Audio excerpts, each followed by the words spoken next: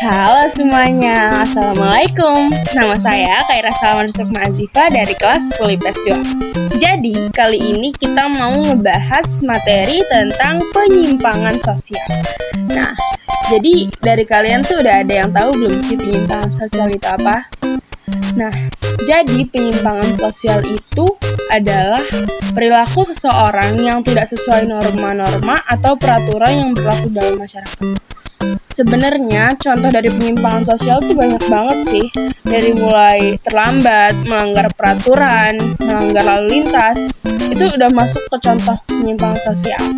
Tapi yang mau kita bahas kali ini adalah tawuran. Jadi, kalian tahu nggak sih tawuran itu apa? Nah, tawuran itu salah satu yang termasuk ke dalam perilaku penyimpangan sosial. Nah, kalau kalian mau tahu apa itu tawuran, yuk ikutin aku terus. Aku mau ngebahas dari penjelasan, contoh, dampak, sampai ke cara mengatasi dan cara mencegahnya. Ikutin terus ya. Kita masuk ke pembahasan yang pertama, yaitu pengertian tawuran. Jadi, apa itu tawuran? Nah, tawuran merupakan suatu perkelahian atau tindakan kekerasan yang dilakukan oleh sekelompok atau suatu rumpun masyarakat. Karena kali ini yang kita bahas adalah tawuran antar pelajar, jadi biasanya tawuran ini sering dilakukan antar geng sekolah dengan membawa senjata tajam atau melemparkan batu ke lawannya. Hal ini adalah hal yang berbahaya karena diketahui telah banyak nyawa yang terenggut karena kejadian-kejadian seperti ini. Nah, setelah membaca pengertian dari tawuran, kita udah tahu dong seenggaknya apa sih tawuran itu. Kalau gitu, sekarang kita lanjut ke pembahasan kedua, yaitu contoh dari tawuran antar pelajar. Sekarang bisa kita lihat dari gambar-gambar yang sudah tertera di sini. Di sebelah kiri, atas, dan bawah ada gambar para pelajar yang sedang menyerang dan diserang menggunakan senjata tajam atau melemparkan batu. Dan di sebelah kanan ada beberapa berita tentang terjadinya tawuran dan akibat dari tawuran itu yang menyebabkan banyak korban jiwa. Oke, jadi karena tadi kita sebelumnya udah ngeliat nih tentang contoh-contoh dari tawuran, sekarang kita bakal masuk ke pembahasan yang ketiga, yaitu faktor-faktor penyebab tawuran antar pelajar. Jadi, di sini ada 3 faktor nih. Yang pertama, kita bakal bahas tentang faktor internal. Faktor internal ini terjadi karena adanya perbedaan pandangan, budaya, hingga tingkat ekonomi. Situasi seperti itulah yang dapat memberikan tekanan pada remaja, sehingga ketika mereka tidak bisa beradaptasi dengan baik, emosinya akan mudah terpancing ketika terjadi masalah-masalah kecil. Remaja cenderung terlibat perkelahian, juga cenderung mengalami konflik batin, mudah frustasi, emosi tidak stabil, tidak peka terhadap perasaan orang lain, sehingga tidak peka terhadap perasaan diri sendiri.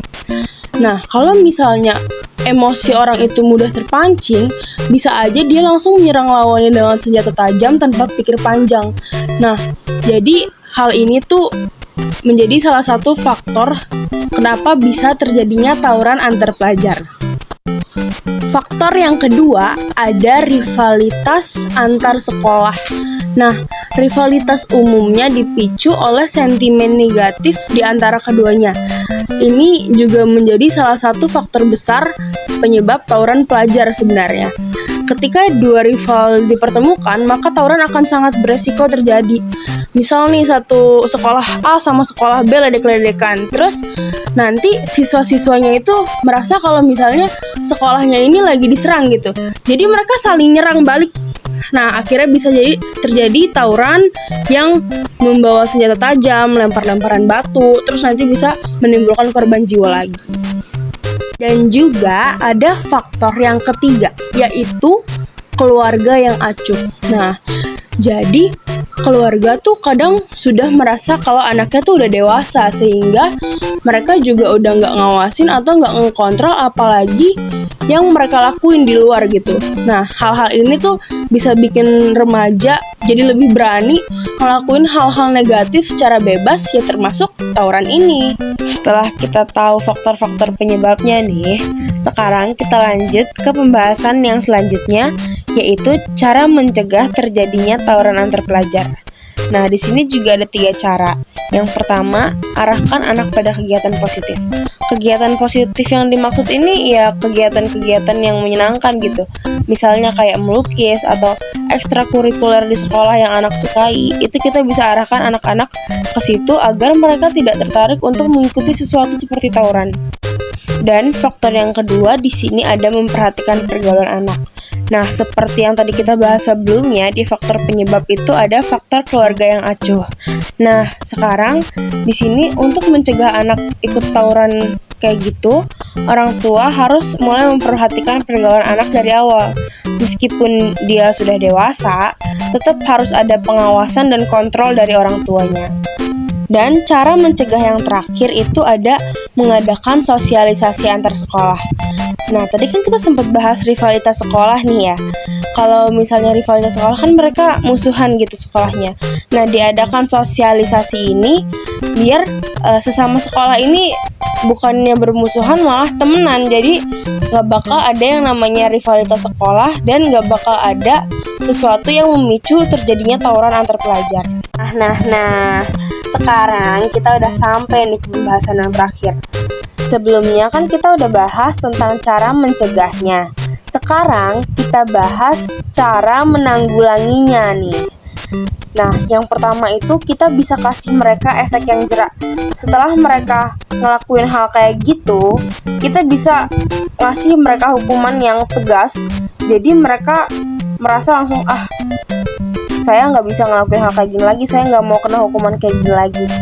Dan yang kedua, kita bisa ngasih mereka penyuluhan yang efektif. Jadi kita bisa ngasih mereka petunjuk gimana caranya biar mereka bisa keluar dari pergaulan bebas mereka yang kayak gitu. Jadi kita bisa kasih mereka nasihat, kita kasih tahu kamu harus begini biar mereka nggak ikut-ikutan tawuran lagi. Tuh. Dan cara yang terakhir itu adalah memberikan ruang yang positif untuk mereka. Jadi yang dimaksud ruang positif yang di sini tuh ya kita ngasih mereka ruang untuk mereka melakukan hal-hal yang mereka senangi gitu kayak misalnya menyanyi, melukis atau hal-hal lain yang sekiranya semacam hobi gitu.